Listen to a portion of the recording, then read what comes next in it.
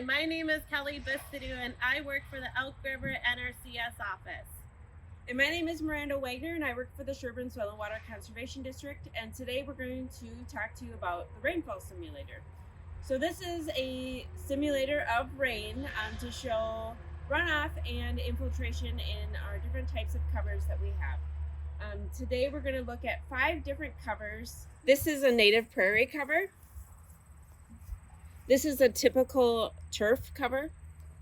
And this is a white pine forest cover.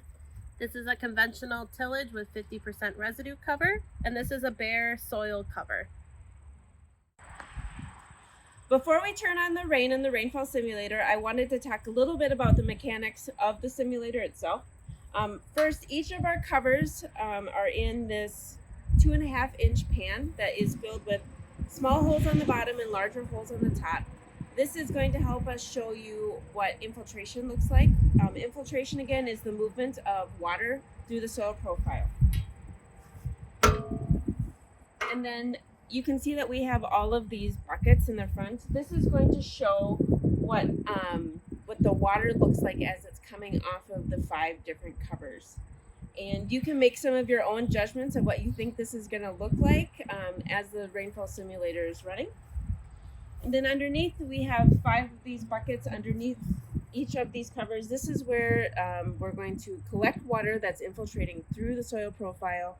And you can make some of your own judgments of what you think that's going to look like as we run the rainfall simulator. Then we have rain gauges here set up to show that the water is going to hit these pans evenly. So the next thing we want to do is watch for all these to hit 1 inch here.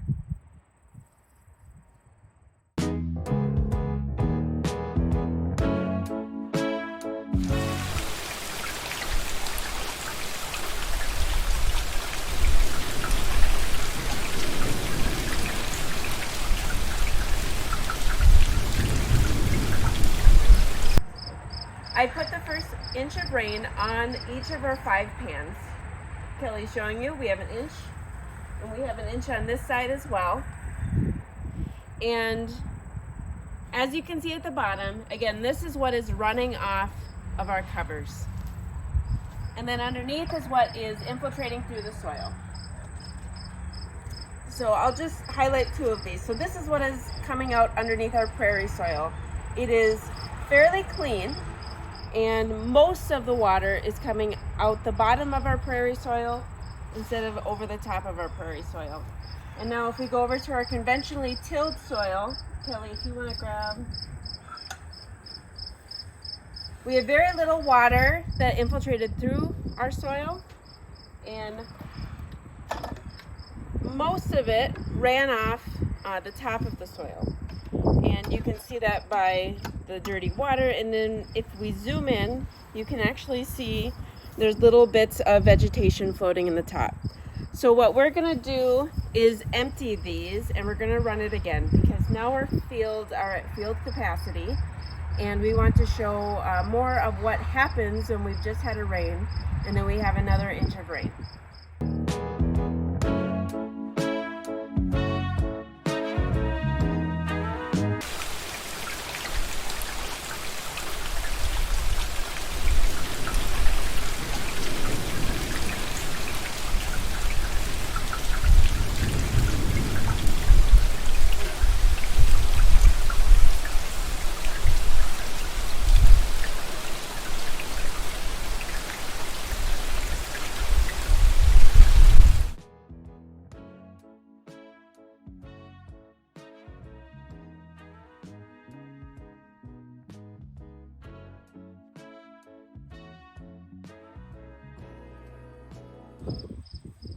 So now we have run the 2nd inch, and what we did is we let it kind of run for about 5 minutes after we shut off the water before we turn the camera back on.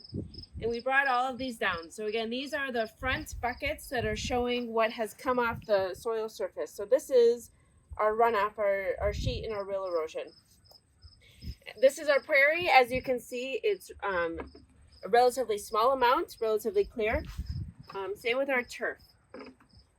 And this also emulates things like perennial cover with our pasture grasses with good cover crops, and anything that has a living root in the soil that can intercept at the top with the leaves and then have some place for the water to travel down through the soil with those living roots. This is our forested soil. That is our it's our conservation tilled soil with about 50% corn stalks on top. And then this is our conventionally tilled soil. And now if we back up, we can look at what infiltrated through the soil. Most of the water infiltrated through our prairie soil, and it actually is relatively clean. Much of it also went through our turf and our forested soils. And the colors, this doesn't have any living roots in it as a forest would, but it's still most of it is infiltrating down. And then, as you can see, some was intercepted by the corn stalks and went through the soil, whereas with no cover on the top, all of it essentially ran off the soil. So this is a Mossford-Hubbard complex, which means that it has a little bit more organic matter in it. If we were to go to the western side of the county where we would have more Zimmerman fine sands, you would see lighter soils, and they would have even less organic matter in them. Many believe that we don't have compacted layers in these soils because they are so light, but that's not true at all. When you get down and dig in the shovel, in your field, you will see compacted layers. And when we plant cover crops in these soils, we still have radishes that will hit that compacted layer and travel horizontally before they can find another hole. I also want to point out we have been in a drought year, so these soils, although this one does have cover, it still suffered drought conditions. The other thing, when we have residue on our soil, it stops water from hitting the soil and splashing back up with soil attached to it. And it also has lower soil temperatures, which is better for our soil biology, like earthworms. The less tillage that we have in the soil, we have more life in our soil, and it becomes more of a fungal dominant instead of a bacteria dominated soil system. And then, Kelly, if you want to point out where the rock is, if you zoom in, you can see that there's soil actually pedestalling underneath the rock as it is washing away around it. This isn't as common in Sherburne County. We don't have a lot of slope. A lot of our soils have 0 to 1% slope. This is at about a 10% slope. But we do have those fields in Sherburne County, and this does happen. When we have this much sediment in our water, it's carrying our inputs away, so our phosphorus and our nitrogen. Our phosphorus bonds with soil particles and is carried to our lakes and streams, and then our water carries our nitrogen away. And we know that nitrates in our groundwater are a continuing issue in Sherburne County, something that we're working hard to decrease.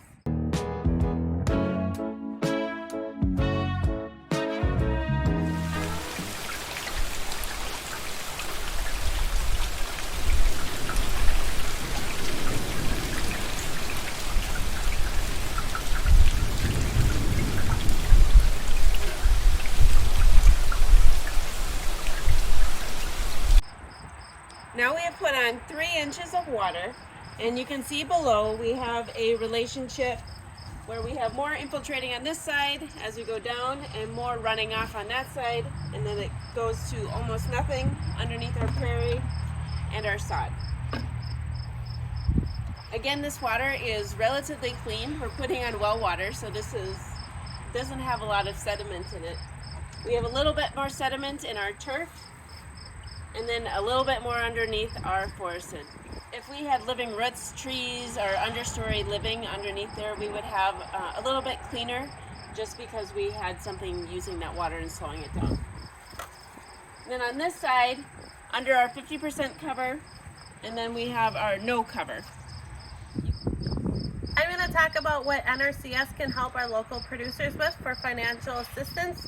Right here we have a residue management practice that we could also assist people doing no-till, strip tillage, different things like that. If you're looking to venture out of your box of conventional tillage, we do have a program that we could assist you with for possible cost share. The next one's going to be a forest stewardship.